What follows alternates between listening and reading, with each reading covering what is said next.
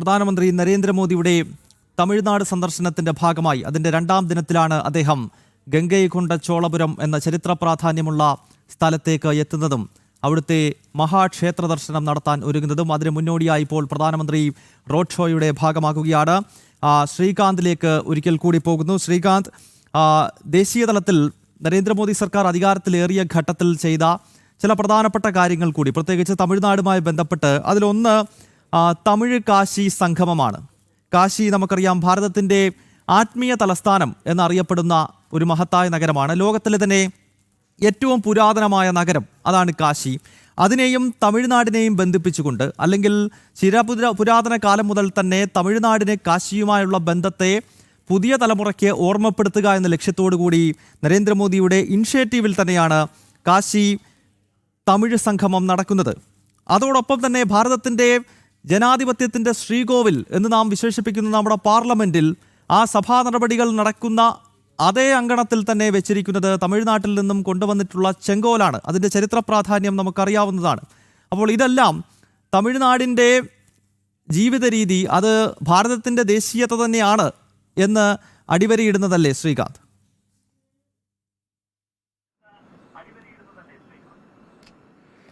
ഗൗതം, നമ്മളൊരു കാര്യം മനസ്സിലാക്കേണ്ടത്, രാജ്യത്ത് നരേന്ദ്രമോദി സർക്കാർ അധികാരത്തിൽ വന്നതിന് ശേഷം പ്രതിപക്ഷ പാർട്ടികൾ ഭരിക്കുന്ന സംസ്ഥാനങ്ങളിൽ ഈ വിഘടനവാദത്തിൻ്റെതായ, അത് രാഷ്ട്രീയമായ എതിർപ്പ് എന്ന് ചൂണ്ടിക്കാണിക്കുമ്പോൾ തന്നെ വിഘടനവാദത്തിൻ്റെതായ വിത്തുകൾ പാകുന്ന രീതി നമ്മൾ കണ്ടുവരുന്നുണ്ട്. അതിപ്പോൾ ബംഗാളിൽ മമതാ ബാനർജി ആയാലും, പഞ്ചാബിൽ അരവിന്ദ് കെജ്രിവാളിൻ്റെ കീഴിലുള്ള ആപ്പ് സർക്കാരായാലും, അങ്ങനെ വിവിധ സ്ഥലങ്ങൾ എടുത്തു നോക്കിയാൽ ഈ വിഘടനവാദത്തിന്റെ വിത്തുകൾ അവർ പാകുന്നത് നമുക്ക് കാണാം. അത് രാഷ്ട്രീയ വിരോധം, അത് വിഘടനവാദത്തിലേക്ക് പോകുന്നു എന്നുള്ള കാഴ്ചയെ നമുക്ക് കാണാം. തമിഴ്നാട്ടിലും സമാനമായ രീതിയിൽ DMK ഈ ഒരു നീക്കം നടത്തിയിരുന്നു എന്നുള്ളത് വസ്തുതയാണ്, അത് സത്യമാണ്. അത് സ്റ്റാലിന്റെ വാക്കുകൾക്കപ്പുറത്ത് സ്റ്റാലിന്റെ മന്ത്രിസഭയിലെ തന്നെ വിവിധ മന്ത്രിമാരുടെ വാക്കുകൾ, അവരുടെ രാജ്യസഭാ എംപിമാരുടെ വാക്കുകൾ ഒക്കെ തന്നെ അതിന് ഏറ്റവും പ്രധാനപ്പെട്ട ഉദാഹരണങ്ങളാണ്. പക്ഷേ ഇതിൽ മനസ്സിലാക്കേണ്ടത്, തമിഴ്നാട് എല്ലാ കാലത്തും തമിഴന്റെ സ്വത്വം, എല്ലാ കാലത്തും തമിഴന്റെ സംസ്കാരം, എല്ലാ കാലത്തും തമിഴന്റെ പൈതൃകം, എല്ലാ കാലത്തും ഈ രാജ്യത്തിന്റെ മുഖ്യധാരയുടെ ഭാഗമായിരുന്നു എന്നുള്ളതും, ഇന്ത്യയിലെ തന്നെ ഏറ്റവും പഴക്കം ചെന്ന ഭാഷ, ഒരുപക്ഷെ ലോകത്തിലെ തന്നെ ഏറ്റവും പഴക്കം ചെന്ന ഭാഷ അത് തമിഴാണ് എന്നുള്ളത് നമ്മൾ അംഗീകരിക്കപ്പെട്ടിട്ടുള്ളത് കൂടിയാണ്. ഇതിൽ ഏറ്റവും എടുത്തു പറയേണ്ടത്, ഇപ്പോൾ ഗൗതം പറഞ്ഞതുപോലെ ചെങ്കോൽ സ്ഥാപിക്കാൻ, ഒരു പുതിയ പാർലമെന്റ് മന്ദിരം ഉദ്ഘാടനം ചെയ്യുമ്പോൾ അവിടെ സ്ഥാപിക്കേണ്ടത് എന്ത് എന്ന ചോദ്യത്തിന് പ്രധാനമന്ത്രി നരേന്ദ്രമോദിക്ക് ഇപ്പോൾ ഈ രാജ്യം ഭരിക്കുന്ന ദേശീയ ജനാധിപത്യ സഖ്യത്തിന് രണ്ടാമതൊന്നും ആലോചിക്കേണ്ടി വന്നില്ല. അവിടെ സ്ഥാപിക്കേണ്ടത് ചെങ്കോലാണ് എന്ന് തീരുമാനിക്കാൻ. അത് തമിഴ്നാടിന്റെ സംഭാവനയാണ്, തമിഴ്നാടിന്റെ പൈതൃകത്തിന്റെ ഭാഗമാണ്. അവിടെ ശൈവ പാരമ്പര്യം പിന്തുടരുന്ന സന്യാസികളെ ജനാധിപത്യത്തിന്റെ ശ്രീകോവിലായ പാർലമെന്റിലേക്ക് വിളിച്ചു വരുത്തി അവരുടെ സാന്നിധ്യത്തിലാണ് ചെങ്കോൽ അവിടെ സ്ഥാപിക്കുകയുണ്ടായത്. ആ ധർമ്മദണ്ഡിനെ സാക്ഷിയാക്കിയാണ് പ്രധാനമന്ത്രി നരേന്ദ്രമോദി ഈ രാജ്യം ഭരിക്കുന്നത് എന്നുള്ളതും ഏറ്റവും പ്രധാനപ്പെട്ട ഓർത്തിരിക്കേണ്ട കാര്യമാണ്. രണ്ടാമത് ഗൗതം പറഞ്ഞതുപോലെ വാരണാസിയിലെ ഈ തമിഴ് കാശി സംഗമം എന്ന് പറയുന്നത് ഒരു ഉത്തരേന്ത്യയിലെ ഏറ്റവും പുണ്യമായ പൈതൃകമായ, ഇന്ത്യയിലെ തന്നെ ഏറ്റവും പഴക്കം ചെന്ന, ഇന്ത്യയിലെ ആധ്യാത്മിക തലസ്ഥാനം എന്ന് വിളിക്കപ്പെടാവുന്ന വാരാണസിയിൽ തമിഴുമായി ചേർത്ത്, തമിഴിനെ കൂട്ടിച്ചേർത്ത്, നിങ്ങൾ രണ്ടല്ല, ഇത് രണ്ടും ഒന്ന് തന്നെയാണ്. ആധ്യാത്മികമായി തമിഴനും അതോടൊപ്പം തന്നെ ഉത്തരേന്ത്യക്കാരനും ഇഴയെടുപ്പം ചെന്നവരാണ്.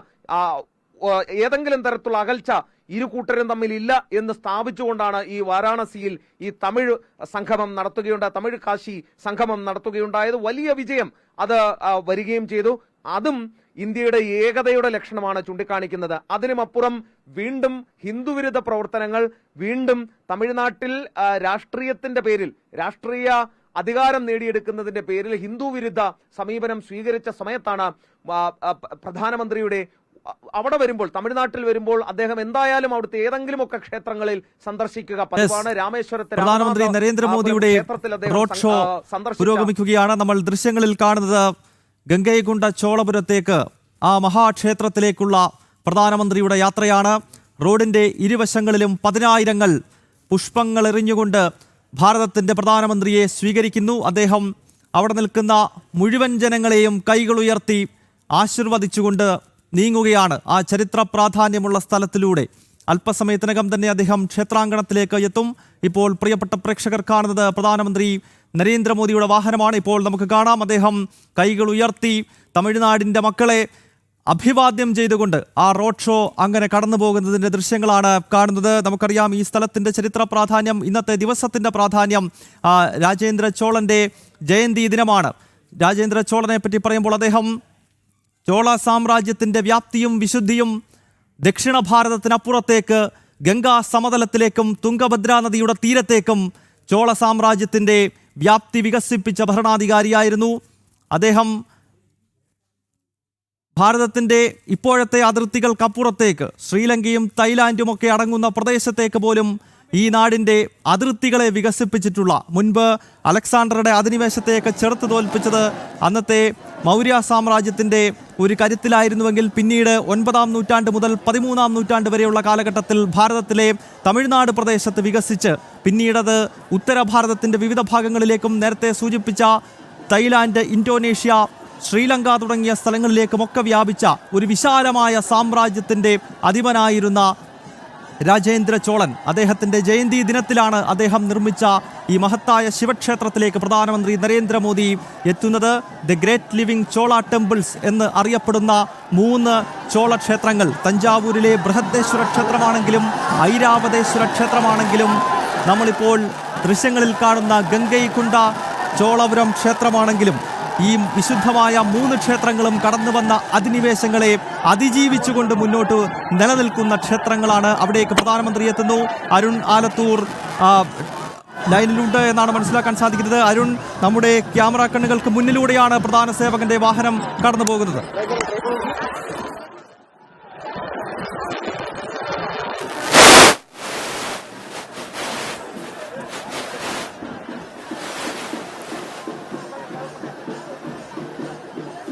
പ്രധാനമന്ത്രി നരേന്ദ്രമോദി ഗംഗൈകൊണ്ട ശിവക്ഷേത്രത്തിലേക്ക് പോകുന്നു. റോഡ് ഷോയായാണ് അദ്ദേഹം പോകുന്നത്. ഹെലികോപ്റ്റർ ഇറങ്ങി 3 കിലോമീറ്റർ അദ്ദേഹം റോഡ് ഷോ നടത്തുന്നു. റോഡിൻ്റെ ഇരുവശങ്ങളിലും ഊഷ്മളമായ സ്വീകരണം പ്രധാനമന്ത്രിക്ക് ലഭിക്കുകയാണ്. ഭാരത് മാതാ മന്ത്രങ്ങൾ മുഴക്കിയും ജയ് ശ്രീറാം വിളിച്ചും തമിഴ്നാടിൻ്റെ മണ്ണിൽ പ്രധാനമന്ത്രി നരേന്ദ്രമോദിക്ക് സ്വീകരണം ലഭിക്കുന്നു.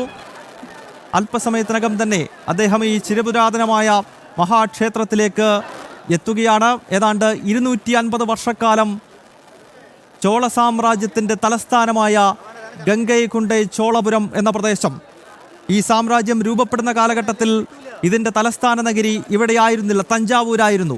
പിന്നീട് രാജേന്ദ്ര ചോളൻ്റെ കാലഘട്ടത്തിലാണ് ഈ സാമ്രാജ്യത്തിൻ്റെ തലസ്ഥാനമായി ഗംഗൈകൊണ്ട ചോളപുരം എന്ന പ്രദേശം മാറുന്നത്.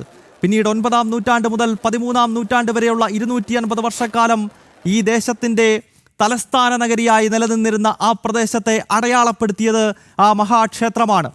ഏതാണ്ട് 180 അടി ഉയരമുള്ള വലിയ ക്ഷേത്രഗോപുരവും 13 അടി ഉയരമുള്ള ദക്ഷിണ ഭാരതത്തിലെ ഏറ്റവും വലിയ ശിവലിംഗവും ഏതാണ്ട് 20 അടി ഉയരമുള്ള നന്ദിയുടെ പ്രതിഷ്ഠയുമുള്ള മഹാക്ഷേത്രം.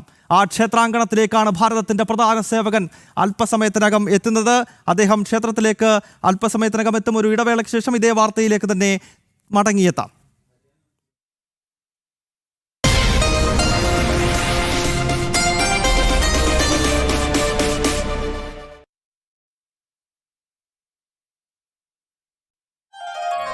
महिला, युवा, गरीब और किसान, साथ है सबके राजस्थान।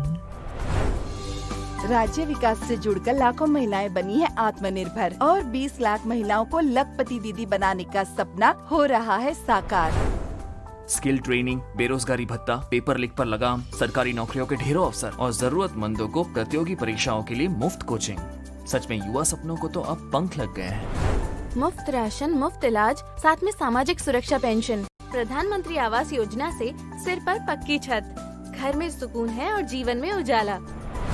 48 लाख से ज्यादा किसानों को मिला है बिना ब्याज के फसली ऋण। पीएम किसान सम्मान निधि में बढ़ोतरी, जिससे मिला है हमारी खेती को सहारा और हमें भरोसा। खुशियों का संसार मिल रहा सपनों को आकार, खुशहाली की सुबह लाई है भजन लाल सरकार।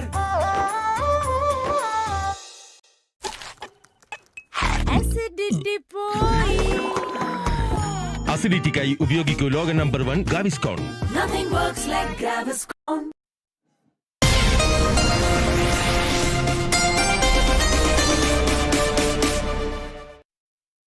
Yes. പ്രധാനമന്ത്രി നരേന്ദ്രമോദിയുടെ ഗംഗൈകൊണ്ട ചോളപുരത്തെ റോഡ് ഷോയുടെ ദൃശ്യങ്ങളിലേക്ക് വീണ്ടും മടങ്ങുകയാണ്. റോഡിന്റെ ഇരുവശങ്ങളിൽ തടിച്ചുകൂടിയ പതിനായിരങ്ങളെ ആശീർവദിച്ചുകൊണ്ട് പ്രധാനമന്ത്രി ഗംഗൈപുരം ചോളപുരത്തെ മഹാശിവക്ഷേത്രം ലക്ഷ്യമാക്കി അദ്ദേഹത്തിന്റെ റോഡ് ഷോ കടന്നുപോകുന്നു. അല്പസമയത്തിനകം തന്നെ അദ്ദേഹം ക്ഷേത്രത്തിലേക്ക് എത്തും. ശ്രീകാന്തിലേക്ക് പോകുകയാണ്. ശ്രീകാന്ത്, ഈ ഘട്ടത്തിൽ നമുക്ക് തമിഴ്നാട്ടിൽ വരാൻ പോകുന്ന നിയമസഭാ തെരഞ്ഞെടുപ്പിൽ രൂപപ്പെടുന്ന ചില രാഷ്ട്രീയ സമവാക്യങ്ങൾ കൂടി വളരെ വേഗത്തിലൊന്ന് ചർച്ച ചെയ്യാം. അതായത് കഴിഞ്ഞ ലോക്സഭാ തെരഞ്ഞെടുപ്പിൽ DMKയ്ക്ക് ഒരു മേൽക്കൈ ലഭിച്ചത് അല്ലെങ്കിൽ ഒരു വലിയ നേട്ടമുണ്ടായതിൻ്റെ അടിസ്ഥാനപരമായ കാരണം ഒരുപക്ഷെ പരമ്പരാഗതമായി അവിടുത്തെ NDAയിലെ സഖ്യത്തിലുണ്ടായിട്ടുള്ള ഒരു പിളർപ്പായിരുന്നല്ലോ. AIADMK സഖ്യത്തിന് പുറത്തേക്ക് പോകുന്നു, പിന്നീട് BJP ഒറ്റയ്ക്ക് മത്സരിക്കുന്നു. അത് സ്വാഭാവികമായും അതിൻ്റെ ഗുണഭോക്താക്കൾ DMK ആയി. എന്നാൽ ഇപ്പോൾ സഖ്യം വീണ്ടും രൂപപ്പെടുന്നു. അടുത്ത നിയമസഭാ തെരഞ്ഞെടുപ്പിൽ AIADMK BJP സഖ്യം ഒരുമിച്ച് നിന്നുകൊണ്ട് കരുത്ത് കാട്ടും എന്ന് തെളിയിക്കുന്ന രീതിയിലേക്ക് ഇപ്പോൾ കാര്യങ്ങൾ പോകുകയാണ്. ഒരു കാര്യം ചൂണ്ടിക്കാണിക്കേണ്ടത് കഴിഞ്ഞ ലോക്സഭാ തെരഞ്ഞെടുപ്പിൽ ബി ജെ പിക്ക് അല്ലെങ്കിൽ അവിടുത്തെ NDA സഖ്യത്തിനുണ്ടായ ഏറ്റവും വലിയ തിരിച്ചടി എന്ന് പറയുന്നത് ഈ സഖ്യത്തിന്റെ ഒരു സഖ്യം രൂപീകരിക്കുന്നതിന് അവർക്ക് സാധിച്ചില്ല എന്നുള്ളത് തന്നെയാണ്. അത് പക്ഷേ BJPയുടെ ഒരു സ്ട്രാറ്റജിയുടെ ഭാഗമായിരുന്നു എന്ന് വേണമെങ്കിൽ കരുതാം. സ്വാഭാവികമായും ഒരു സംസ്ഥാനത്ത് BJPക്ക് വളരാനുള്ള എന്തെങ്കിലും അവസരമുണ്ടെങ്കിൽ അത് ഉപയോഗപ്പെടുത്താനുള്ള ശ്രമം BJP കേന്ദ്ര നേതൃത്വത്തിന്റെ ഭാഗത്തുനിന്നും ഉണ്ടാകാറുണ്ട്. അതിന് എത്ര വലിയ ഗാംബ്ലിങ്ങും അവർ നടത്തും എന്നുള്ളതിൽ സംശയവും വേണ്ട. മഹാരാഷ്ട്രയിലൊക്കെ നമ്മളത് കണ്ടതാണ്. ഒരു കാലത്ത് ശിവസേനയുടെ B ടീമായി നിന്നിരുന്ന BJPയാണ് ഇന്ന് അവിടം മുഴുവൻ ആളുകളെയും ഒഴിവാക്കിക്കൊണ്ട് ഒറ്റയ്ക്ക് ഒരുപക്ഷെ ഈ NCPയും ശിവസേന ഷിൻഡെ വിഭാഗം ഉണ്ടെങ്കിൽ പോലും BJPക്ക് തന്നെയാണ് അവിടെ മേൽക്കൈ എന്ന് പറയേണ്ടി വരും. സമാനമായ രീതിയിൽ BJPക്ക് വളരാനുള്ള, അണ്ണാമലയുടെ നേതൃത്വത്തിൽ വളരാനുള്ള സാധ്യതയുണ്ട് എന്ന ബോധ്യത്തിന്റെ അടിസ്ഥാനത്തിലാണ് തെരഞ്ഞെടുപ്പിലേക്ക് ആ രീതിയിൽ പോയത്. പക്ഷേ തെരഞ്ഞെടുപ്പിലെ ജനവിധി മറ്റൊന്നായിരുന്നു. തുടർന്ന് ഒട്ടും അമാന്തിക്കാതെ തന്നെ BJP അറ്റുപോയ കണ്ണുകൾ കൂട്ടിച്ചേർക്കുന്നതിനുള്ള ശ്രമം നടത്തി എന്നുള്ളതാണ്. അത് വിളക്കി ചേർത്തു. നയനാർ നാഗേന്ദ്രൻ, മുൻപ് AIADMKയിൽ ഉണ്ടായിരുന്ന AIADMKയിൽ നിന്നും BJPയിലേക്ക് എത്തിയ നയനാർ നാഗേന്ദ്രനെ AIADMKയ്ക്ക് കൂടി വിശ്വാസത്തിലെടുക്കാൻ കഴിയുന്നയാളെ BJPയുടെ സംസ്ഥാന അധ്യക്ഷനായി കൊണ്ടുവരികയും അത് വീണ്ടും ഒരു തെരഞ്ഞെടുപ്പിലേക്ക് പോകുമ്പോൾ അദ്ദേഹത്തെ മുൻനിർത്തി തെരഞ്ഞെടുപ്പിനെ നേരിടാൻ BJP ശ്രമം നടത്തുകയുമാണ്. ഒരു നയചാതുര്യമുള്ള വ്യക്തി എന്ന രീതിയിലാണ് ഈ നയനാർ നാഗേന്ദ്രനെ തന്നെ കാണേണ്ടത്. അത്തരത്തിൽ BJP എല്ലാ സഖ്യകക്ഷികളെയും ഒപ്പം ചേർത്ത് ഇപ്പോൾ ഈ AIADMK മാത്രമല്ല മറ്റ് നിരവധിയായ സഖ്യകക്ഷികൾ BJPക്കൊപ്പമുണ്ട്.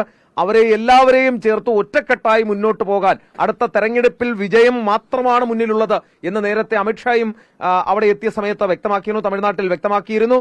ആ ഘട്ടത്തിൽ പ്രധാനമന്ത്രി കൂടി എത്തുന്നു എന്നുള്ളത് അവിടെ നടക്കുന്ന തെരഞ്ഞെടുപ്പ് പ്രചാരണ പ്രവർത്തനങ്ങൾക്ക് നൽകുന്ന ഗതിവേഗം ഒട്ടും ചെറുതല്ല എന്നുള്ളതാണ്. അവിടെ ഇല്ലാതെ പോയത് ഒരേ ഒരു കാര്യമാണ്, അവിടുത്തെ ഹിന്ദു സ്വാഭിമാന ബോധം അവിടെ ഇല്ലാത്ത ഒരു സാഹചര്യം ഉണ്ടായിരുന്നു. അത് വളർത്തിക്കൊണ്ടുവരിക, അത് ഉണർത്തിവിടുക എന്നുള്ളതാണ് അവിടെ സംഘപരിവാർ പ്രസ്ഥാനങ്ങളുടെ ചുമതലയായി ഉണ്ടായിരുന്നത്. അതിൽ മുരുക ഭക്ത സംഗമം സമാനമായ രീതിയിൽ അവിടെ നടത്തി. അതൊരു വലിയ വിജയമായിരുന്നു എന്നുള്ളതാണ് പറയേണ്ടത്. പ്രധാനമന്ത്രിയുടെ ഓരോ സന്ദർശനവും ഓരോ ക്ഷേത്രത്തിലേക്കാകുന്നത് തന്നെ ഈ ഹിന്ദു സ്വാഭിമാന ബോധം വളർത്തുക എന്നുള്ളതാണ്. അവിടുത്തെ മന്ത്രിമാരാണ് ഹിന്ദു ക്ഷേത്രങ്ങളെ അധിക്ഷേപിക്കുന്നത്. അവിടുത്തെ മന്ത്രിമാരാണ് അവിടുത്തെ പ്രതിഷ്ഠകളായിട്ടുള്ള മൂർത്തികളെ അപമാനിക്കുന്നത്. ഒടുവിൽ മദ്രാസ് ഹൈക്കോടതിക്ക് പോലും ആ വിഷയത്തിൽ ഇടപെട്ട് മന്ത്രിക്കെതിരെ കർശന നടപടിയെടുക്കണം എന്ന് പറയേണ്ട സാഹചര്യം വന്നു. അവിടുത്തെ മുഖ്യമന്ത്രിയുടെ മകൻ സനാതനധർമ്മത്തെ വേരറുപ്പവും എന്ന രീതിയിൽ ഒരു പ്രസ്താവന പോലും നടത്തി. അതായത് അത്രയധികം ധൈര്യം DMK നേതാക്കൾക്ക് അവിടുത്തെ ഉപമുഖ്യമന്ത്രിയായ ഉദയനിധി സ്റ്റാലിൻ പോലും സനാതനധർമ്മത്തെ തച്ച് തകർക്കും എന്ന രീതിയിൽ പറയുന്നതിലേക്ക് വരെ കാര്യങ്ങൾ പോയി. അവിടെ നിന്നാണ്, ആ തിരിച്ചടിയിൽ നിന്നാണ്, അവിടെ ഉണ്ടായ ആ ബോധത്തിൽ നിന്നാണ് അവിടുത്തെ ഒരു ഹിന്ദു ഉയർത്തെഴുന്നേൽപ്പുണ്ടാകുന്നത്. അതിനു പിന്നിൽ വലിയ തോതിൽ മനുഷ്യാധ്വാനം, കഠിനാധ്വാനമുണ്ട്. പ്രധാനമന്ത്രി കൂടി വരുമ്പോൾ അതിന് ഗതിവേഗം വർദ്ധിക്കും എന്നുള്ളതാണ്. പ്രധാനമന്ത്രിയുടെ ഓരോ വാക്കും, ഓരോ സന്ദർശനവും, ഓരോ നിലപാടുകളും, അദ്ദേഹത്തിന്റെ വേഷവിധാനങ്ങൾ പോലും അതിന് ഗതിവേഗം വർദ്ധിപ്പിക്കും എന്ന കാര്യത്തിൽ സംശയം വേണ്ട. ഈ മുരുകഭക്ത സംഗമം കഴിഞ്ഞതിന് ശേഷം തിരുപ്പുറംകുன்றത്തിലൊക്കെ നമ്മൾ കണ്ടതാണ്. അവിടുത്തെ ഹിന്ദു സംഘടനാ നേതാക്കൾ അവരുടെ പോലീസുമായി ഏറ്റുമുട്ടിയാണ് അവിടെ നടന്നിരുന്ന ഈ ഹിന്ദു വിരുദ്ധ നിലപാടുകൾക്കെതിരെ അതിശക്തമായ പ്രതികരണം നടത്തിയത്. അതിനുശേഷം മുരുകഭക്ത സംഗമം അവിടെ നടത്തി വലിയ തിരിച്ചുവരവ്, വലിയ ഉണർവിലേക്ക് അവിടുത്തെ ഹിന്ദു വിഭാഗം പോകുമ്പോഴാണ് ആടിത്തിരുവാതിരയ്ക്ക് പ്രധാനമന്ത്രി അവിടേക്ക് എത്തുന്നത്. തമിഴന്റെ സ്വത്വം ഞങ്ങളുടേത് കൂടിയാണ്, ഇന്ത്യക്കാകെ സ്വീകാര്യമായ സ്വത്വം തന്നെയാണ്, ഇന്ത്യയുടെ മുഖ്യധാരയുടെ, ഭാരതത്തിന്റെ മുഖ്യധാരയുടെ ഭാഗമാണ് തമിഴ്നാടിന്റെ സ്വത്വം, തമിഴ്നാടിന്റെ പൈതൃകം, തമിഴ്നാടിന്റെ സംസ്കാരം എന്ന് പ്രധാനമന്ത്രി പറയുകയാണ്. ഒരു രാജ്യത്തെ പ്രധാനമന്ത്രി ഒരു സംസ്ഥാനത്തെത്തി അവിടുത്തെ മൺമറഞ്ഞ രാജവംശത്തിന്റെ ആടിത്തിരുവാതിര മഹോത്സവത്തിൽ പങ്കെടുക്കുന്നു, ഗംഗൈക്കൊണ്ട ചോളപുരത്തെത്തുന്നു, അവിടെ ചോള രാജവംശത്തിന്റെ തലസ്ഥാന നഗരിയിലെത്തുന്നു എന്ന് പറയുമ്പോൾ അതിനൊരൊറ്റ അർത്ഥമേ ഉള്ളൂ: നിങ്ങളുടെ സംസ്കാരം, നിങ്ങളുടെ പൈതൃകം, നിങ്ങളുടെ പാരമ്പര്യം ഞങ്ങളും ഇതാ ഏറ്റെടുക്കുന്നു എന്നാണ്. ഈ രാജ്യമൊന്നാകെ അതിനെ ഏറ്റെടുക്കുന്നു എന്ന് തന്നെയാണ് അതിന് അർത്ഥമാക്കുന്നത്. പ്രധാനമന്ത്രി പ്രതിനിധീകരിക്കുന്നത് ഈ രാജ്യത്തെ 140 കോടി ജനങ്ങളെ തന്നെയാണ് എന്നുള്ളതാണ് വസ്തുത. പ്രധാനമന്ത്രി എത്തിയിരിക്കുന്നു, ഗംഗൈക്കൊണ്ട ചോളപുരത്തേക്ക് വരുന്നു. ഇതൊരു ഉണർവ് തന്നെ നൽകും തെരഞ്ഞെടുപ്പ് ഘട്ടത്തിൽ എന്ന കാര്യത്തിൽ സംശയം വേണ്ട. അത് വസ്തുതയാണ്, സത്യസന്ധമായ കാര്യമാണ്. അതിനുമപ്പുറം തമിഴ് ഭാഷാ വിവാദം ഉയർത്തി ഈ രാജ്യത്ത് വിഘടനവാദത്തിന്റെ വിത്തുകൾ പാകാനുള്ള നീക്കത്തിന്റെ മുഖമടച്ചടിയാണ് പ്രധാനമന്ത്രിയുടെ ഈ സന്ദർശനം എന്നുകൂടി നമ്മൾ പറയേണ്ടി വരും. അദ്ദേഹത്തിന്റെ വേഷവിധാനം പോലും തമിഴ് ശൈലിയിലുള്ളതാണ് എന്ന കാര്യത്തിൽ ഇപ്പോൾ നമ്മൾ കണ്ടു കഴിഞ്ഞു. അതായത് പൂർണ്ണമായി നിങ്ങൾ എന്തിനിങ്ങനെ വിഘടിച്ച് മാറി നിൽക്കണം, നിങ്ങൾ എന്തിന് മറ്റൊന്നായി കാണണം, നിങ്ങളുടെ സ്വത്വം എന്നൊന്നില്ല, അത് ഈ രാജ്യത്തിന്റെ സ്വത്വം തന്നെയാണ്. ലോകത്തിലെ ഏറ്റവും പഴക്കം ചെന്ന പാരമ്പര്യമുള്ള ഭാഷയായ തമിഴ്, അതിന്റെ അസ്തിത്വത്തിൽ ഞങ്ങളും അഭിമാനിക്കുന്നു എന്നാണ് പ്രധാനമന്ത്രിയുടെ ഈ സന്ദർശനം കൊണ്ട് പറയുന്നത്. അതായത് തമിഴിനെ വിഘടിച്ചു മാറ്റി തമിഴിൽ വിഘടനവാദത്തിന്റെ വിത്ത് പാകാൻ ശ്രമിച്ചവർക്കുള്ള മുഖമടച്ച മറുപടി ഇന്ന് പ്രധാനമന്ത്രി നൽകുന്നു എന്നുള്ളതാണ് ഈ സന്ദർശനത്തിന്റെ ഏറ്റവും പ്രധാനപ്പെട്ട കാര്യം. ഭാരതത്തിലെ ഒരേ ഒരു സംസ്ഥാനത്തിന് മാത്രമാണ് സംസ്ഥാനത്തിന്റെ ഔദ്യോഗിക ചിഹ്നമായി ക്ഷേത്രഗോപുരമുള്ളത്. അത് തമിഴ്നാടിനാണ്. പക്ഷേ വളരെ ദൗർഭാഗ്യവശാൽ തമിഴ്നാട്ടിൽ വർഷങ്ങളായി അധികാരത്തിലിരിക്കുന്ന പല മുന്നണികളും ഹൈന്ദവ സ്വത്വബോധത്തെയും ഹിന്ദുത്വ ദേശീയതയെയും വലിയ തോതിൽ അധിക്ഷേപിക്കുകയും ഹൈന്ദവ വികാരങ്ങളെ തുടർച്ചയായി വ്രണപ്പെടുത്തുകയും ഒക്കെ ചെയ്യുന്നുണ്ട്. ഇപ്പോൾ അധികാരത്തിലുള്ള DMKയെ സംബന്ധിച്ചിടത്തോളം അവരുടെ അടിസ്ഥാനം തന്നെ ഹിന്ദു വിരുദ്ധതയാണ് എന്നതുകൂടി ഈ ഘട്ടത്തിൽ നമ്മൾ ഓർക്കേണ്ടതുണ്ട്. പ്രധാനമന്ത്രി നരേന്ദ്രമോദിയുടെ റോഡ് ഷോ പുരോഗമിക്കുന്നതായി നമുക്ക് മനസ്സിലാക്കാൻ സാധിക്കുന്നു. അല്പസമയത്തിനകം തന്നെ അദ്ദേഹം ക്ഷേത്രാങ്കണത്തിലേക്ക് എത്തും എന്നതും അറിയാൻ കഴിയുന്നുണ്ട്.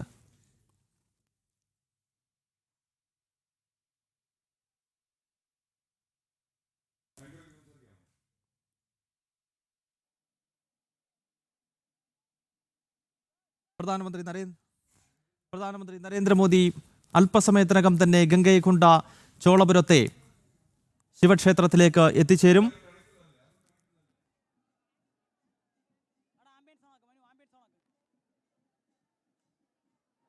ഇപ്പോൾ പ്രധാനമന്ത്രി നടത്തുന്ന റോഡ് ഷോയുടെ ദൃശ്യങ്ങളാണ് നമ്മൾ കാണുന്നത്.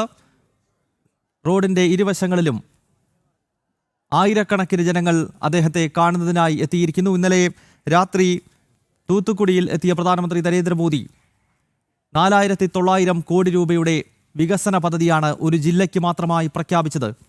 അദ്ദേഹം തമിഴ്നാട്ടിലെത്തുന്ന ഘട്ടങ്ങളിലെല്ലാം സംസ്ഥാനത്തിൻ്റെ വികസനത്തിനായി കോടിക്കണക്കിന് രൂപയുടെ കേന്ദ്ര പദ്ധതികൾ പ്രഖ്യാപിക്കുകയും അത് കൃത്യമായി നടപ്പാക്കുന്നത് സംബന്ധിച്ചുള്ള തീരുമാനങ്ങൾ ഡൽഹിയിലിരുന്ന് എടുക്കുകയും ചെയ്യുന്നുണ്ട്. അതിനാൽ തന്നെ തമിഴ്നാട്ടിലും പ്രധാനമന്ത്രി നരേന്ദ്രമോദിക്ക് വലിയ ജനകീയ അടിത്തറയുണ്ട് എന്ന കാര്യത്തിൽ യാതൊരു സംശയവുമില്ല.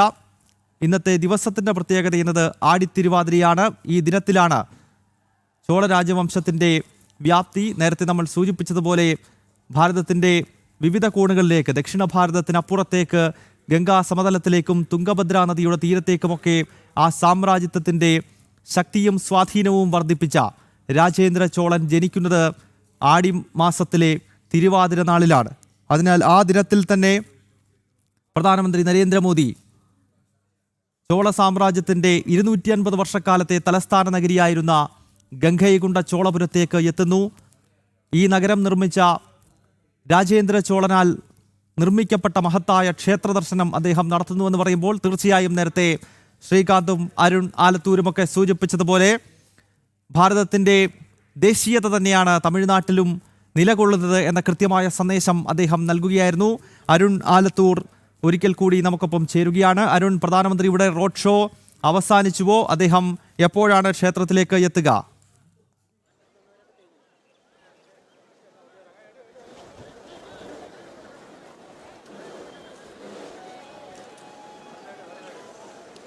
ഗൗതം, പ്രധാനമന്ത്രി നരേന്ദ്രമോദി അദ്ദേഹത്തിൻ്റെ റോഡ് ഷോ കഴിഞ്ഞ് ഇപ്പോൾ അദ്ദേഹം ഇവിടുത്തെ ആ ക്ഷേത്രത്തിലേക്ക് കടന്നു ചെന്നിരിക്കുന്നു. ക്ഷേത്രത്തിൽ ഇപ്പോൾ സന്ദർശനം നടത്തിക്കൊണ്ടിരിക്കുകയാണ്. എൻ്റെ തൊട്ട് അടുത്തായിട്ട് കാണാൻ സാധിക്കും ഗംഗൈകൊണ്ട ചോളേശ്വരത്തിൻ്റെ ക്ഷേത്രം. ആ ചോളേശ്വരം ക്ഷേത്രത്തിലാണ് ഇപ്പോൾ അദ്ദേഹം കടന്നു ചെന്ന് അവിടെ പ്രാർത്ഥന നടത്തുന്നത്.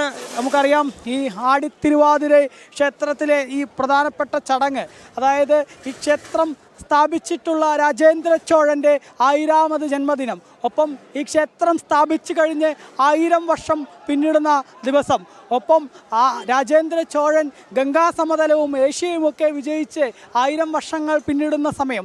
ഈ സമയത്താണ് അദ്ദേഹത്തിൻ്റെ വളരെ ഐതിഹാസികമായിട്ടുള്ള ഈ സന്ദർശനം. ആ സന്ദർശനം ഏതായാലും ക്ഷേത്രത്തിൽ പുരോഗമിച്ചു കൊണ്ടിരിക്കുന്ന കാഴ്ചയാണ് നമുക്ക് കാണാൻ സാധിക്കുന്നത്.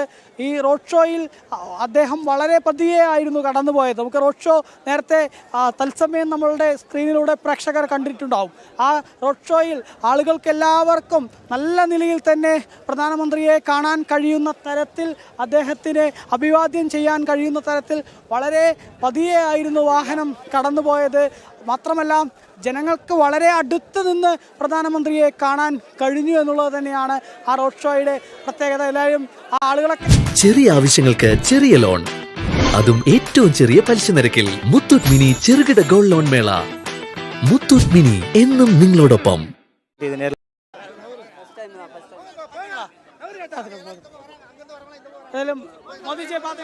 ഉലകം പോട്ട് മുട്ടമ്മ തലവരെ അരുമയാക പത്തും. അതാണ് പ്രധാനമന്ത്രിയെ നല്ല രീതിയിൽ കാണാൻ കഴിഞ്ഞു എന്നുള്ളതാണ് ആളുകൾ പറയുന്നത്. ഇപ്പോഴും പോലീസുകാർ ഇവിടെ ആ പ്രധാനമന്ത്രി നരേന്ദ്രമോദി തിരികെ പോകുമ്പോൾ കാണാനായി കാത്തിരിക്കുന്ന ആളുകളെയൊക്കെ ക്രമീകരിക്കുകയാണ്. என்ன சேட்டா அருமையா தரிசனம், எங்களோட தெய்வத்தை தரிசித்தோம். சூப்பர். நான் ராவில 8 மணிலேருந்து இருக்கு. 8 மணிலேருந்து ഇവിടെ കണിക്കുന്നുണ്ട്. இந்த பகுதியில் மோதி வரும்போது இந்த இடத்தோட ஒரு கௌரவப்படல் கூட தானே? நிச்சயம், சத்தியமான சத்தியமான. நிறைய ചെറുപ്പക്കാരും ഇവിടെ ഉണ്ട്. இளைஞர்கள் எல்லாமே நீங்க ரொம்ப ஆர்வமாக பார்த்தீங்களா? பார்த்தோம் வந்து கொண்டே இருந்தார், சிரித்து கொண்டே இருந்தார். கொண்டே போயிட்டு என்ன வெயில் பொறுப்பு தான் கிடக்கிறோம், பார்க்கணும். எல்லாம் சூப்பராக பார்த்தோம். நல்லா பார்க்க முடியும். பார்க்க முடியும். திருச்சி ஏர்போர்ட்டு வந்தப்ப என்னோட மகளோட ஹிந்தி படிக்க வேணும்னு சொல்லி பேட்டி கொடுத்தேன் பாரத பிரதமர் திரு மோடிஜி அவர்களை. அடுத்த இடம் வந்து நேரடியாக பார்த்து மனு கொடுக்கலான்னு இருக்கேன். கண்டிப்பாக வந்து ஹிந்தி வேணும், ஹிந்தி வேணும், ஹிந்தி வேணும். என்னுடைய மகளோட வந்து பேட்டி கொடுத்துருந்தேன். தமிழ்நாடு மொழியும் கற்றுக்கணும். உலகம் நம்மளுடைய கீழே வரணும். எதிர்கால இந்தியா பாரத தேசத்துக்கு கீழே தான். എല്ലാ മൊഴിയും കത്തിക്കണം എന്ന അവരുടെ ആ വാക്കുകൾ അത് വളരെ ശ്രദ്ധേയമാണ്. കാരണം തമിഴക രാഷ്ട്രീയത്തിൽ കഴിഞ്ഞ കുറേ കാലമായി DMKയും അതുപോലെ തന്നെ CPMും കോൺഗ്രസും ഒക്കെ ചേർന്ന ഇന്ത്യ മുന്നണി പറഞ്ഞു വെക്കുന്ന കാര്യം തമിഴ് ഭാഷ മാത്രമാണ് പ്രധാനപ്പെട്ടത്, മറ്റ് ഭാഷകളൊന്നും പ്രധാനപ്പെട്ടതല്ല, അതല്ലെങ്കിൽ ഹിന്ദി അടിച്ചേൽപ്പിക്കുന്നു എന്ന തരത്തിലൊക്കെയുള്ള വ്യാജ പ്രചരണങ്ങൾ വളരെ വലിയ രീതിയിൽ നടത്തുമ്പോൾ അതിനെതിരെ തങ്ങൾക്ക് എല്ലാ ഭാഷയും പഠിക്കണമെന്നാണ് പറയുന്നത്. ഒരുപാട് കുട്ടികൾ നിൽക്കുന്നുണ്ട്. മോദിജി எப்படி இருந்து பாய் கட்டினாரு.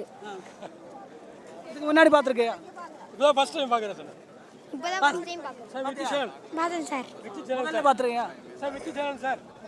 எனக்கு ഒരുപാട് കുട്ടികളൊക്കെ വന്നിട്ടുണ്ട്. நல்லா பாத்தீங்களா? பார்த்தேன் சார், கிளியரா பார்த்தேன் sir. India prime minister fully see through the face தான். ஃபர்ஸ்ட் டைம் பார்க்கறேன் சார். பாத்தீங்களா? நல்லா பார்த்தேன்.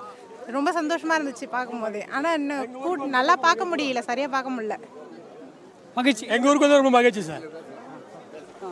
பாரத பிரதமர் வருகைக்கு உலகமே இன்று வியப்பாக பார்த்து கொண்டிருக்கின்றது.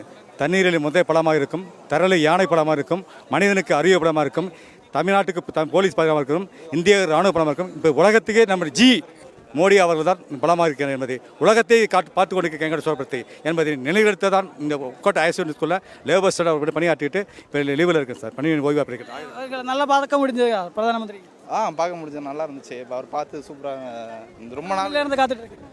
நாங்கள் ஒரு 4 மணி நேரமாக இங்கே காத்துட்டு இருந்தோம். நல்லா இருந்துச்சு பார்த்து அவர். நல்லா பார்த்து முடிஞ்சங்களம்மா. மேலே ஹெலிகாப்டரில் தாங்க பார்த்தோம், கீழே இங்கே வரல. எந்த பக்கம் நீங்க பின்னாடி இருந்தீங்க? பின்னாடி நின்ட்டோம். திருப்பி வரும்போது சரியா பார்க்க வரும்போது சார் வந்து பாய் சொல்லுங்க எங்களுக்கு.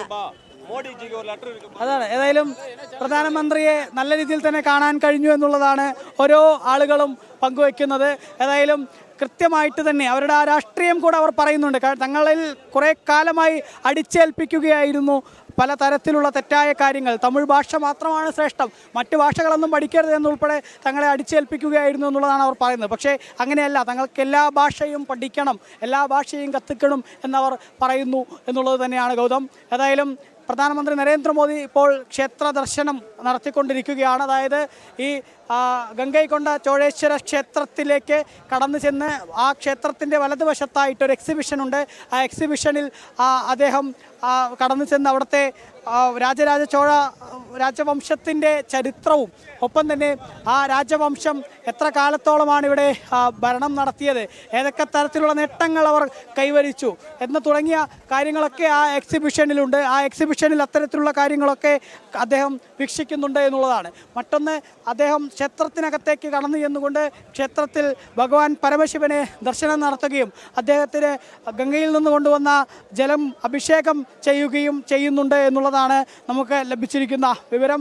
ഒപ്പം തന്നെ മറ്റൊരു കാര്യം, അദ്ദേഹം പങ്കെടുക്കുന്ന മറ്റൊരു പരിപാടി എന്നുള്ളത് ഇസൈஞாനിയായ ഇളയരാജ പങ്കെടുക്കുന്ന അദ്ദേഹത്തിൻ്റെ ഒരു സംഗീതാർച്ചനയും ക്ഷേത്രത്തിൻ്റെ ഇടതുവശത്തായിട്ട് ഒരു പ്രത്യേകം ക്രമീകരിച്ച വേദിയിൽ നടക്കുന്നുണ്ട്. അവിടെയും അദ്ദേഹം പങ്കെടുക്കും എന്നുള്ളതാണ് ലഭിച്ചിരിക്കുന്ന വിവരം. ഇപ്പോഴേതായാലും പ്രധാനമന്ത്രിയുടെ ആ ക്ഷേത്ര സന്ദർശനം പുരോഗമിച്ചുകൊണ്ടിരിക്കുന്ന കാഴ്ചയാണ് കാണാൻ സാധിക്കുന്നത്. ഏതായാലും അദ്ദേഹത്തിൻ്റെ ഈ സന്ദർശനം അത് വളരെ പ്രധാനപ്പെട്ടതാണ് എന്നുള്ളതിൽ യാതൊരു സംശയവുമില്ല. കാരണം ഈ ക്ഷേത്രം എന്നുള്ളത് ഒരുപാട് ആക്രമണങ്ങളെയും മറ്റുമൊക്കെ അതിനെയൊക്കെ തരണം ചെയ്തുകൊണ്ട് ഇന്നും തല ഉയർത്തി നിൽക്കുന്ന ക്ഷേത്രമാണ് എന്നുള്ളതാണ്. 1311 മാലിക് ഗഫൂറാണ് ഈ ക്ഷേത്രത്തിന് നേരെ ആക്രമണം നടത്തിയതെങ്കിൽ പിന്നീട് ഇംഗ്ലീഷ് ഈസ്റ്റ് ഇന്ത്യ കമ്പനി ഈ ക്ഷേത്രത്തെ കൊള്ളയടിക്കുകയുണ്ടായി. ക്ഷേത്രത്തെ ഈ മുഗൾ ചക്രവർത്തിയും ഇംഗ്ലീഷ് ഈസ്റ്റ് ഇന്ത്യ കമ്പനിയും ഒക്കെ കൊള്ളയടിച്ചു എന്ന് മാത്രമല്ല, ക്ഷേത്രത്തെ കൊള്ളയടിച്ചതിന് ശേഷം ഇംഗ്ലീഷ് ഈസ്റ്റ് ഇന്ത്യ കമ്പനി ഇവിടെ തൊട്ടടുത്തുള്ള കൊല്ലിടം പുഴയുണ്ട്, ആ കൊല്ലിടം പുഴയിൽ ഒരു ഡാം നിർമ്മിക്കുന്നതിന് വേണ്ടി ഇത്രയും മനോഹരമായ യുനെസ്കോയുടെ പൈതൃക പട്ടികയിൽ ഇടം നേടിയിട്ടുള്ള ഈ ക്ഷേത്രത്തിന്റെ മാത്രമല്ല കല്ലുകളും അരുൺ, ഇതിൽ ഏറ്റവും ശ്രദ്ധേയമെന്നത് ആ ക്ഷേത്രത്തിന്റെ ഗോപുരം നോക്കൂ.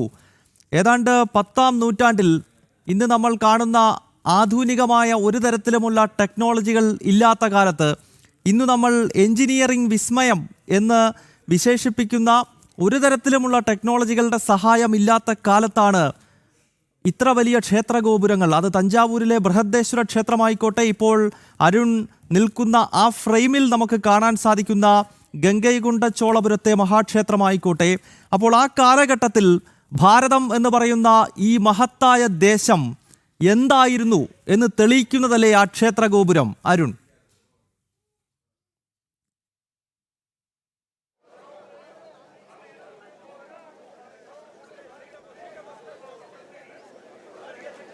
തീർച്ചയായിട്ടും ഗൗതം, നമുക്കറിയാം ഭാരതത്തിൽ ഏറ്റവും പഴമയേറിയ ഭാഷ ഏത് എന്ന് ചോദിക്കുമ്പോൾ അതിൽ തമിഴ് ഭാഷയാണ് എന്നുള്ളതിൽ യാതൊരു സംശയവുമില്ലാത്ത കാര്യമാണ്. അതേപോലെ തന്നെയാണ് ഈ ചോഴ രാജവംശത്തിൻ്റെ ആ കാലഘട്ടത്തിലുള്ള വാസ്തുകലാശില്പങ്ങൾ, അത് ഏറ്റവും ഭാരതത്തിൻ്റെ തന്നെ ആ പ്രൗഢിയും പാരമ്പര്യവും കഴിവും അന്നത്തെ ആ ആർക്കിടെക്റ്റുമാരായിട്ടുള്ള വാസ്തുശില്പികളായിട്ടുള്ള രാജാക്കന്മാരുടെ ഒക്കെ കഴിവുകൾ വിളിച്ചോതുന്നതാണ് ഈ ക്ഷേത്രമാണെങ്കിലും ഇവിടുത്തെ കൊട്ടാരമാണെങ്കിലും ഒക്കെ എങ്കിൽ എന്നതിൽ യാതൊരു സംശയവുമില്ല എന്നുള്ളതാണ്. കാരണം ഈ ക്ഷേത്രത്തിലേക്ക് കടന്നു ചെല്ലുമ്പോൾ നമുക്ക് ആദ്യം കാണാൻ കഴിയുക 2 ഒറ്റക്കൽ തൂണുകളാണ്. ഈ ഒറ്റക്കൽ തൂണുകൾ അത് വളരെ ഉയരത്തിലുള്ള തൂണുകളാണ്.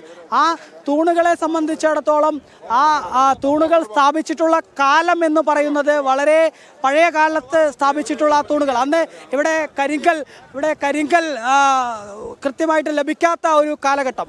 ആ കരിങ്കൽ ലഭിക്കാത്ത കാലഘട്ടത്തിലാണ് ഈ നാട്ടിലേക്ക് വളരെ ദൂരദേശത്ത് നിന്നും കരിങ്കല്ല് കൊണ്ടുവന്ന ക്ഷേത്രത്തിന് ഇത്തരത്തിലുള്ള തൂണുകൾ സ്ഥാപിച്ചുകൊണ്ട് അങ്ങനെ ഒരു കരിങ്കൽ തൂണുകൾ സ്ഥാപിച്ച് പിന്നീട് ആ ക്ഷേത്രത്തിൻ്റെ ഗോപുരത്തിലേക്ക് വരുമ്പോൾ നമുക്കറിയാം ശിവലിംഗം ഏത് തരത്തിലാണോ അതേ മാതൃകയിലാണ് അതിൻ്റെ ഗോപുരവും എന്നുള്ളത് തന്നെയാണ്. അതിൻ്റെ ഏറ്റവും താഴ്വശത്ത് ചതുരാകൃതിയിലും അത് കഴിഞ്ഞാൽ അതിന് മുകളിലായിട്ട് ഒരു ഗോളാകൃതിയിലും മറ്റുമൊക്കെയായി ശിവലിംഗത്തിന് എങ്ങനെയാണ് ഒരു മാതൃകയുള്ളത് ആ മാതൃകയ്ക്ക് അനുസരിച്ച് തന്നെയാണ് ക്ഷേത്രത്തിൻ്റെ ഗോപുരം പണിതിരിക്കുന്നത് എന്നുള്ളതാണ്. ഏതായാലും അന്നത്തെ അത്രയും നമുക്കറിയാം ക്രെയിനോ അതല്ലെങ്കിൽ മറ്റ് ആധുനിക ഉപകരണങ്ങളോ ഒന്നുമില്ലാത്ത ഒരു കാലഘട്ടം, ആകെയുള്ളത് ആനയും കുതിരയും മാത്രമാണ്. ആ കാലഘട്ടത്തിൽ എങ്ങനെയാണ് ഇത്രയും വലിയ ഒരു ക്ഷേത്രമൊക്കെ നിർമ്മിച്ചത് എന്നുള്ളത് അത് വളരെ അത്ഭുതകരമായ കാര്യമാണ് എന്നുള്ളതിൽ യാതൊരു സംശയവുമില്ല. ഈ രാജേന്ദ്ര ചോഴൻ നിർമ്മിച്ച ഈ ക്ഷേത്രമാണെങ്കിലും രാജേന്ദ്ര ചോഴൻ്റെ അച്ഛൻ നിർമ്മിച്ച തഞ്ചാവൂരിലെ ബൃഹദേശ്വര ക്ഷേത്രമാണെങ്കിലും ഈ രണ്ട് ക്ഷേത്രങ്ങളും വലിയ അത്ഭുതമാണ് എന്നുള്ളതിൽ യാതൊരു തർക്കവുമില്ല. മറ്റൊരു കാര്യം എടുത്തു പറയേണ്ടത്, എപ്പോഴും ഈ രാജാക്കന്മാരുടെ കൊട്ടാരം, അതായത് ഈ രാജേന്ദ്ര ചോഴൻ ഇവിടെ ആദ്യം സ്ഥാപിച്ചത് അദ്ദേഹത്തിൻ്റെ കൊട്ടാരവും അതിനോട് ചേർന്ന് ചരിത്ര കഥകൾ ഇതിൻ്റെ പരിശോധിക്കുന്ന സമയത്ത് മനസ്സിലാക്കാൻ സാധിക്കുന്നത് രാജേന്ദ്ര ചോഴൻ, രാജരാജ ചോഴൻ ബൃഹദേശ്വര ക്ഷേത്രം സ്ഥാപിച്ചതിന് ശേഷം ഒരു 4 വർഷം കഴിയുമ്പോൾ അദ്ദേഹം മരണപ്പെടുന്നു. അതിൻ്റെ ശേഷം അദ്ദേഹത്തിൻ്റെ വിയോഗത്തിന് ശേഷം രാജേന്ദ്ര ചോഴൻ അധികാരമേൽക്കുന്നു. രാജേന്ദ്ര ചോഴൻ അധികാരമേറ്റതിന് ശേഷം ശ്രീലങ്കയും അത് കഴിഞ്ഞാൽ ഈ കാവേരി മുതൽ ഗംഗ വരെയുള്ള ഗംഗാ സമതലങ്ങൾ വരെയുള്ള ഭാഗങ്ങളുമൊക്കെ അദ്ദേഹം കീഴ്പ്പെടുത്തുന്നു. ഒപ്പം തന്നെ മറ്റ് രാജ്യങ്ങളിലേക്ക്, ചൈനയിലേക്ക് വരെ അദ്ദേഹം യുദ്ധപ്പുറപ്പാടുമായി ചെന്നു എന്നുള്ളതാണ്. തായ്ലാൻഡിലേക്ക്, ഏഷ്യൻ രാജ്യങ്ങളിലേക്കൊക്കെ കടന്നു ചെന്ന് അവിടെയൊക്കെ കീഴ്പ്പെടുത്തുന്ന ഒരു മഹാശക്തിയായിട്ട് രാജേന്ദ്ര ചോഴൻ അന്ന് മാറി എന്നുള്ളതാണ്. അങ്ങനെ വിജയ ശ്രീലാളിതനായിട്ട് കടന്നു വന്ന ഈ തമിഴ്നാട്ടിലേക്ക്, തഞ്ചാവൂരിലേക്ക് കടന്നു വന്ന ആ രാജേന്ദ്ര ചോഴൻ അദ്ദേഹം ആദ്യം ഉദ്ദേശിച്ചത് തൻ്റെ തഞ്ചാവൂരിലെ അച്ഛൻ്റെയും മുത്തച്ഛൻ്റെയും ഒക്കെ കാലത്തുള്ള ആ നഗരം, ആ നഗരത്തിലെ തലസ്ഥാനമായ തഞ്ചാവൂർ, അവിടെ പലപ്പോഴും പല സൗകര്യങ്ങളും ഇല്ലാത്ത സാഹചര്യമുണ്ട്. കാരണം പലപ്പോഴും കടൽ മാർഗമൊക്കെ പോകണമെങ്കിൽ, അവിടെ നിന്നും കടൽ മാർഗത്തിലേക്ക് പോകണമെങ്കിൽ വലിയ ബുദ്ധിമുട്ടാണ് അനുഭവപ്പെടുന്നത്. അങ്ങനെയാണ് അദ്ദേഹം ഒരു പുതിയ തലസ്ഥാനം സൃഷ്ടിക്കണമെന്ന ചിന്തയിലേക്ക് എത്തിയത്. അങ്ങനെയാണ് അദ്ദേഹം ഈ ഗംഗൈകൊണ്ട ചോളേശ്വരം എന്ന ഈ പ്രദേശം കണ്ടെത്തുകയും ഇവിടെ എന്താ വിശേഷം? നമ്മുടെ നാട്ടിലെ ഏറ്റവും വലിയ ഫാമിലി ഷോറൂം പാലക്കാട് വരെയല്ലേ? അത് കൊള്ളാലോ. ഒരെണ്ണം കൂടി പിടിക്കേ.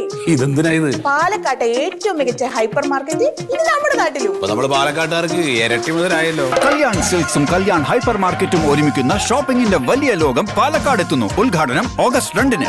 മനസ്സിലായി. കല്യാൺ സിൽക്സും കല്യാൺ ഹൈപ്പർ മാർക്കറ്റും പാലക്കാട് വരുന്നുണ്ടെന്നല്ലേ? Kalyan silks and Kalyan hyper market, opposite town bus stand, Palakkad. കൂടെ തന്നെ ഗംഗൈകൊണ്ട ക്ഷേത്രമായി ഇത് മാറിയത്, ഗംഗൈകൊണ്ട ചോളേശ്വര ക്ഷേത്രമായി ഈ ക്ഷേത്രം മാറിയത്, ഈ നാട് ഗംഗൈകൊണ്ട ചോളേശ്വരമായി മാറിയത് എന്നുള്ളതാണ്. ഏതായാലും ഈ ഗംഗൈകൊണ്ട ചോളേശ്വരത്തിൽ അദ്ദേഹം ഈ ഇത്തരത്തിലൊരു തലസ്ഥാനം അല്ലെങ്കിൽ ക്യാപിറ്റൽ പണിയുമ്പോൾ അതിലും കൃത്യമായിട്ട് തന്നെ അദ്ദേഹം ചെയ്തു വെച്ച കാര്യങ്ങൾ എന്നുള്ളത് കൃത്യമായിട്ട് തന്നെ ഇവിടെ ഒരു തലസ്ഥാന നഗരി, അവിടെ ഒരു കൊട്ടാരം, ആ കൊട്ടാരത്തിന് ചുറ്റുമായിട്ട് കിടങ്ങുകൾ, നമുക്ക് നമ്മുടെ കേരളത്തിലൊക്കെ ഉള്ള പല കോട്ടകളിലും കണ്ടിട്ടുള്ള പോലെ കൃത്യമായിട്ട് ഈ കോട്ടയ്ക്ക് ചുറ്റുമായിട്ടുള്ള കിടങ്ങുകൾ, അതിനുശേഷം ആ കൃത്യമായിട്ട് രാജാവിൻ്റെ ആ ഒരു കൊട്ടാരത്തിന് പുറത്തായിട്ട് ആണ് ഈ ക്ഷേത്രം സ്ഥാപിച്ചിരിക്കുന്നത് എന്നുള്ളതാണ്. എന്തുകൊണ്ടാണ് ഇങ്ങനെ പുറത്തായിട്ടൊരു ക്ഷേത്രം സ്ഥാപിച്ചിരിക്കുന്നതെന്ന് ചോദിക്കുമ്പോൾ ചരിത്രത്തിൽ പറയുന്നത് എല്ലാ വിഭാഗത്തിലുള്ള ജനങ്ങൾക്കും, അതായത് തനിക്കും തൻ്റെ നാട്ടിലെ ജനങ്ങൾക്ക് മാത്രമല്ല, ഏത് നാട്ടിൽ നിന്നൊരാൾ വരികയാണെങ്കിലും ആ നാട്ടിൽ നിന്നൊക്കെയുള്ള ആളുകൾക്ക് തൊഴാൻ വേണ്ടി, ഭഗവാൻ പരമശിവനെ വണങ്ങുവാൻ വേണ്ടി സാധ്യമാവണം. അതിനുവേണ്ടിയാണ് കൊട്ടാരത്തിന് പുറത്തായിട്ട് ഇത്തരത്തിലൊരു മഹാക്ഷേത്രം അദ്ദേഹം പണി കഴിപ്പിച്ചത് എന്നുള്ളതാണ്. തൊട്ടടുത്ത് തന്നെ അദ്ദേഹം ഒരു ചോല നിർമ്മിക്കുകയുണ്ടായിട്ടുണ്ട്. അതുപോലെ തന്നെ കൊല്ലിടം പുഴയിൽ നിന്നുമാണ് ആ ചോലയിലേക്ക് വെള്ളം കൊണ്ടുവരുന്നത്. ആ ചോലയിൽ നിന്നും അദ്ദേഹം കൃത്യമായിട്ട് കൊല്ലിടം പുഴയിലേക്കും ആ കൊല്ലിടം പുഴ വഴി കടലിലേക്കും ആ കടലിൽ നിന്നും കപ്പൽ മാർഗം മറ്റ് രാജ്യങ്ങളിലേക്കും കൃത്യമായിട്ട് തന്നെ തനിക്ക് യാത്ര ചെയ്യാൻ കഴിയും എന്നുള്ളതാണ് ഈ ഗംഗൈകൊണ്ട ചോളേശ്വരം എന്ന സ്ഥലത്തെ ഒരു തലസ്ഥാനമാക്കിക്കൊണ്ട് അദ്ദേഹം ഉദ്ദേശിച്ചത് എന്നുള്ളതാണ്. ഏതായാലും അദ്ദേഹം അത്തരത്തിൽ മഹത്തായ ഒരു മാതൃക ഇവിടെ തീർത്തു. വലിയൊരു നല്ല രീതിയിലുള്ള ഭാരതത്തിന് തന്നെ അഭിമാനിക്കാവുന്ന തരത്തിലൊരു തലസ്ഥാന നഗരിയായിട്ട് ഈ മണ്ണിനെ മാറ്റി എന്നുള്ളതാണ്. പക്ഷേ അതിലും വളരെ ഒരു ദുഃഖകരമായ കാര്യങ്ങളും ഈ നിമിഷം ഓർക്കേണ്ടതുണ്ട് എന്നുള്ളതാണ്. കാരണം അദ്ദേഹം അത്തരത്തിൽ ഈ ഒരു നാടിനെ മാറ്റിയെടുത്തു എങ്കിൽ പോലും ഇന്ന് അദ്ദേഹത്തിൻ്റെ കൊട്ടാരം അവിടെ ഇല്ല. കൊട്ടാരത്തിൻ്റെ ഭാഗത്ത് ഏതാനും ചെങ്കൽ കഷ്ണങ്ങൾ മാത്രമേ ഉള്ളൂ എന്നുള്ളതാണ്. ഞാൻ നിൽക്കുന്ന ഇവിടെ നിന്നും ഏകദേശം ഒരു 2-3 കിലോമീറ്റർ അപ്പുറത്താണ് അദ്ദേഹത്തിൻ്റെ കൊട്ടാരമുള്ളത്. അവിടെ ഏതാനും ചെങ്കല്ലുകൾ മാത്രമേ ഉള്ളൂ എന്നുള്ളതാണ്. കാരണം അദ്ദേഹത്തിൻ്റെ കൊട്ടാരത്തിന് നേരെയൊക്കെ വലിയ രീതിയിലുള്ള വൈദേശിക ആക്രമണങ്ങൾ ഉണ്ടായി എന്നുള്ളതാണ്. സ്വാഭാവികമായിട്ടും ചോഴ രാജാക്കന്മാരെ ഉന്മൂലനം ചെയ്തിട്ടുണ്ടാവുക പാണ്ഡ്യ രാജാക്കന്മാരായിരിക്കുമെന്നായിരിക്കും എല്ലാവരും പൊതുവെ കരുതുക. പക്ഷേ അതല്ല. ചരിത്രം പരിശോധിക്കുമ്പോൾ ഇവിടെ ഈ രാജവംശത്തിൻ്റെ അവരുടെ മഹത്തായ സൃഷ്ടികളെ നശിപ്പിച്ചിട്ടുള്ളത് മുഴുവൻ മുഗൾ രാജാക്കന്മാരും പിന്നീട് ഭാരതത്തിലേക്ക്